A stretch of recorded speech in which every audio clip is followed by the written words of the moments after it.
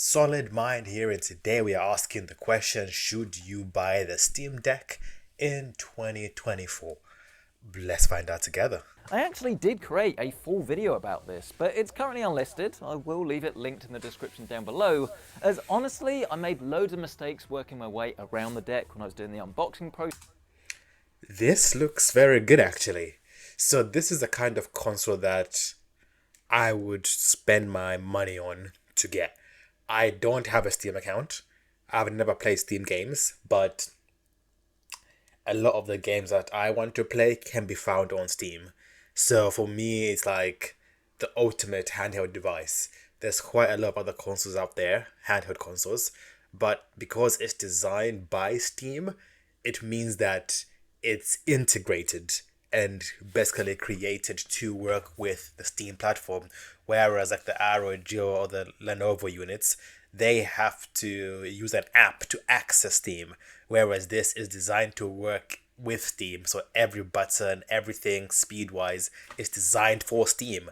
So this for me right now seems like the more capable device. But let's continue.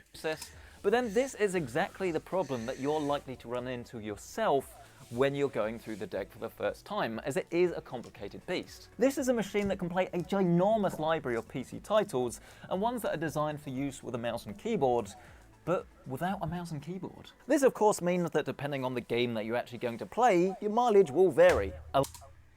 Yeah, I guess that's true, because I guess the downside of Steam is that the games are designed to be played on different units. So some Steam games are designed to be played on the PC. I think most games are designed for the PC. So what the Steam games will do is let you know if they are compatible to be played on the Steam. And if some games require way more power, like AAA games, then they might not play as good because they're designed for integrated graphics cards or, PCs with like really fast RAM. And better GPUs, whereas this is more like a standard unit. So not every game can be played, but this can play a lot of games at least. Lots, and some games will suit the deck more than others. It's interesting Yes. just how well a game like Civilization 6 can run on the deck, as you essentially lose your hotkeys, but then can continue to dominate Rome as normal. While with something like Beam NG Drive, with a lot more reliance on the mouse and keyboard, well, things just aren't quite so simple. But I do want to be... Yeah, I think what it means here is more about navigating settings, and because you can map controls to buttons like on BMG Drive, but when playing the game it shouldn't be a problem. But when trying to map settings, if a game is created for a mouse and keyboard, the interface is designed so you can move your mouse around. Yes, this Steam Deck does have touch screen, so you can touch on it, but it's on certain games where you have to move the mouse to control things, it might not be as intuitive and as good. But let's continue. Really strong here and say that personally speaking, the fact that the Steam Deck can't play every game really doesn't matter to me. This is a portable machine. I need something to play, not literally everything. The clue is probably in the name, of course, but a reminder that the Steam Deck runs on SteamOS and works predominantly with Steam games. You can install other launchers, and you can even install Windows. But for me, what is a second... This is basically a PC. Nobody buys a Steam Deck to go on Word. You don't. You buy it to play games. And for me, knowing that this has the power of a PC, not a very powerful PC, but in a handheld format, is a plus. The other handhelds out there, you have to install launchers and program the handhelds to be able to play Steam games, whereas this, it's pretty much out of the box. So it's another win for the Steam Deck. Portable gaming machine, frankly, I just don't find it particularly necessary. The user interface is actually surprisingly good, with large tiles and icons making it easy to navigate around your library, browse the store, and access numerous settings and options that any PC gamer worth their salt will certainly appreciate. For example, you can create per game and global control profiles, you can set and customize a performance overlay to monitor stats, and you can set a frame rate cap and lower the refresh rate. being able to set your own overlay in terms of seeing the temperature, seeing the frame rate, seeing the CPU temps and GPU temps is good. It will help you because when playing a game, you can then either increase the settings per game or decrease the settings per game.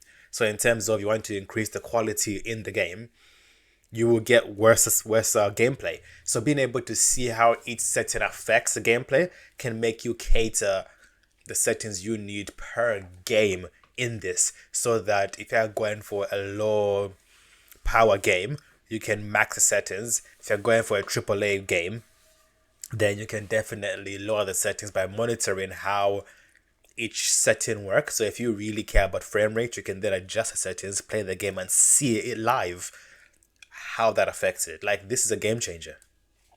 To save your battery life. But forget all the nerdy stuff. Let's talk about the thing that matters more than anything else. Actual gaming on the deck. What is it like, and is it worth it? Well, when everything's working properly, it is abso-freaking-lutely amazing.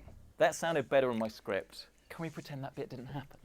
Seriously though, jokes aside, this is a serious piece of hardware when everything is working properly. You keep saying when everything's working properly. I'm guessing it's a common instance when things don't work properly. It is a PC after all. PCs are not really infallible. But hey. The experience all starts with the controls and the way that the deck feels in the hand. Yeah, the Steam Deck feel is something that for me is very good. There have been some handhelds which have not considered ergonomics. Ergonomics is how something feels, and for example, I'll give you a good example. Here's a phone, right? The ergonomic element of this is that it, see the curves? Okay, you know what? Let me take the back of my phone. So here's a phone. So to make this ergonomic, they have made the edges curved. So when I hold it, it's not hurting. Or at the bottom, as you can see, if I hold it here, it's not too bad. So it's made so that it's not hurting my hand.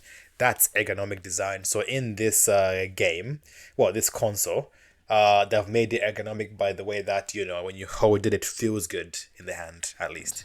Compared to the much smaller Nintendo Switch, the deck is rather bulky by comparison, having a much larger footprint and weighing in at around about 50% more than the Switch. To say that it's noticeable would be a huge understatement, and especially when compared to the newer ROG Ally, the shape comes across as unnecessarily bulbous. Despite this, I've learned to accept the Steam Deck for what it is. It's not uncomfortable, it's just not as good as it could be. Yeah. Where the deck excels, however, is with the inputs, or the controls themselves, as frankly it puts the ROG Ally to shame. Not only do you get 2 thumbsticks, but crucially, you also get 2 touchpads.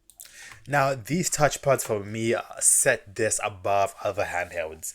Because this is designed to play Steam games, some Steam games don't use joysticks, okay? So being able to maybe not touch the screen, but touching these pads means that you are able to play certain games that will be much harder to play on an Ally or Lenovo Legion, console. So this sets it apart.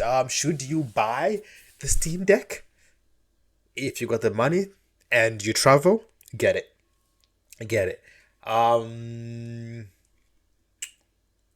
I guess the question is, for the price of a Steam Deck, can you buy a PC that can play these games?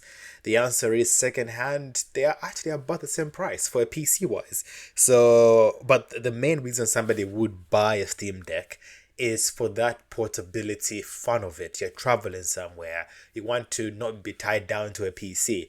You can take your PC games with you. Oftentimes, people that buy the Steam Deck already have a PC. They have a Steam account. They've invested the money already in Steam. So it makes sense for them to have both the Steam Deck and the PC, so that when they're traveling, they can take their Steam games with them when they go. So should you buy it? If you have a Steam account, get it. No brainer. Anyway, thanks for watching, guys. Like, comment, subscribe. Peace.